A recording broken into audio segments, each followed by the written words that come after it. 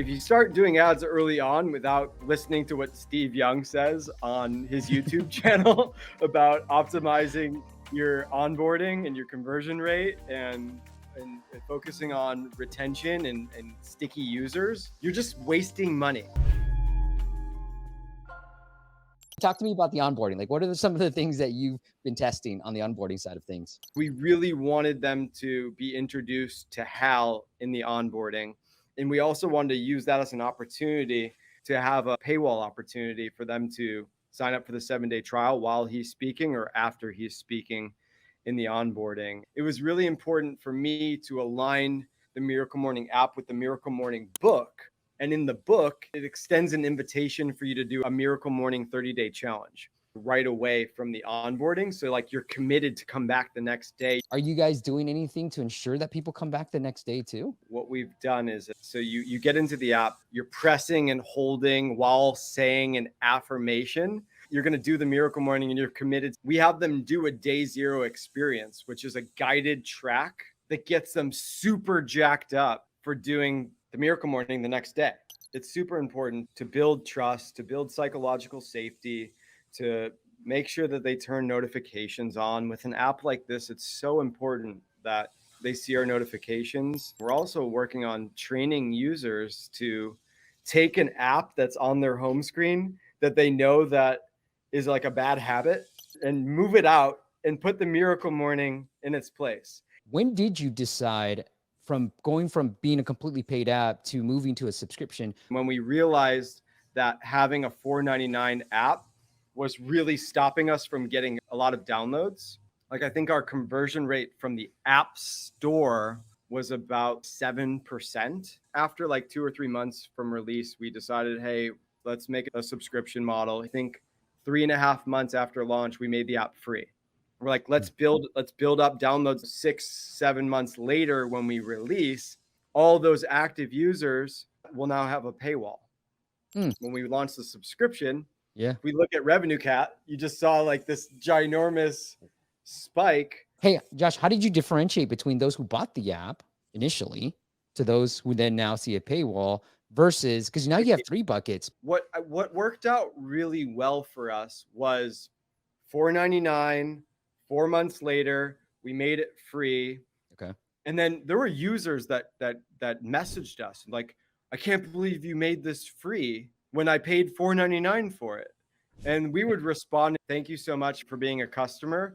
From you guys supporting the app at $4.99, we decided that we wanted to make it free for everyone to help more people. And they were like, oh, wow, that's actually really nice. I'm glad that my $4.99 went to making it more free to helping more people. So we angled it that way. The interesting thing was when we launched the app for a subscription, enough time passed, and the $4.99 that was paid was actually all the free features in our app. So the subscription wasn't any of the things that they paid $4.99 for. We launched with like 100 guided morning routine practices where you press play and their audio tracks or their video tracks that help you guide you through your morning. Given the popularity of the book and now the popularity of the app, how have you guys harnessed that community? When the book came out, the book was asking for people to join the Facebook group. And the Facebook group now has grown to 350,000 plus people in the community. And this community has been used to simply support each other. Your friends and your family start to either ask questions or notice, like, how did you lose that weight? And when they ask, a lot of people in our community are like, #Miracle Morning. That's what's been really great. We have over 600,000 hashtags on Instagram and many hashtags on TikTok. What are you doing anything selfishly besides just being like, hey, connect with each other, like leave a review? Is we had online Zoom community gatherings where Hal would speak for a little bit. We would do a Miracle Morning live.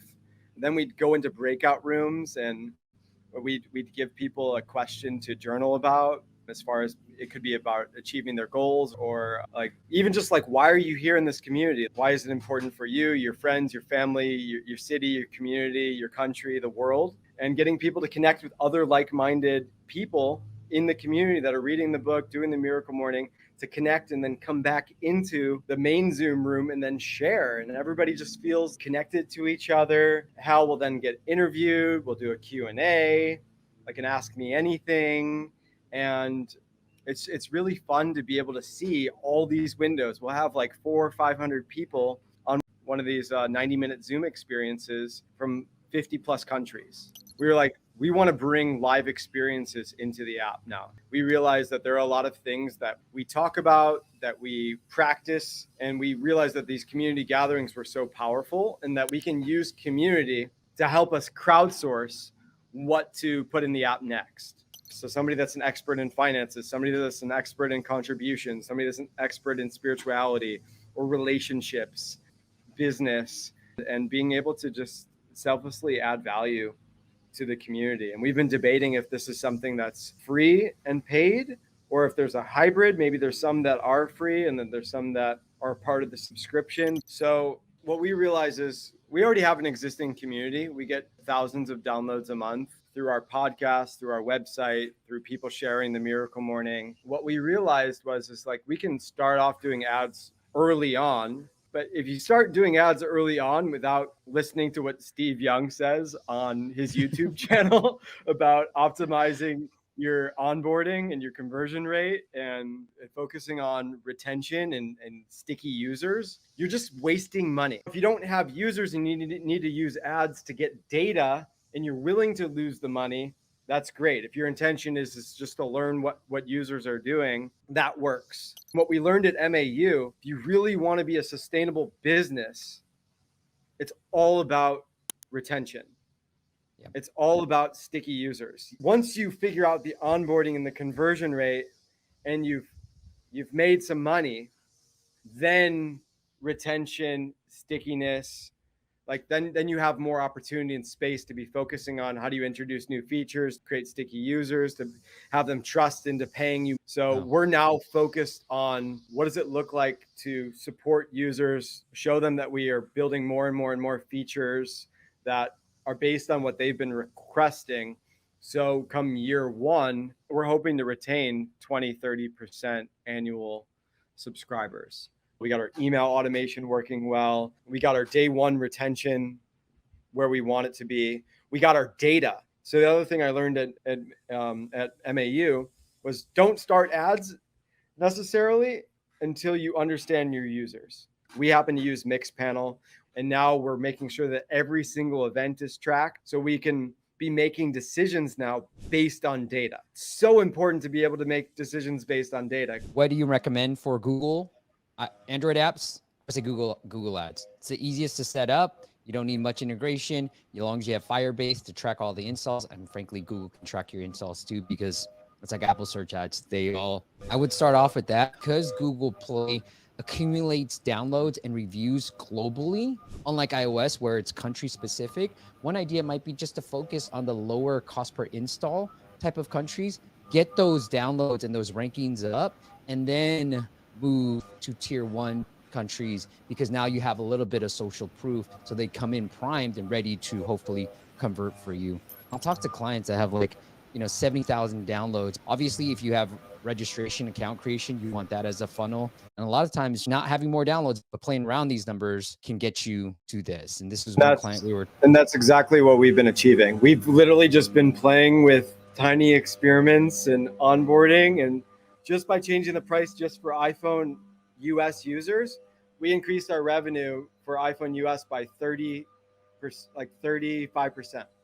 You increase the price or lower the price? We increased the price and we increased our revenue by like 33%, just from that one move. Right. Because you can just be like, look, I can put these numbers just the same. And then if we change this to, if we can get more people to buy the yearly, which is what I can find with the 30. And you'll find this interesting, that our price for the app is $59.99 iPhone US. Mm-hmm. We did that same A/B test for Android US. Yeah. And the $59.99 didn't work. So our price for Android is actually $39.99. Our iPhone conversion rate is twice as high as our Android conversion rate. And our price is increased by 50%.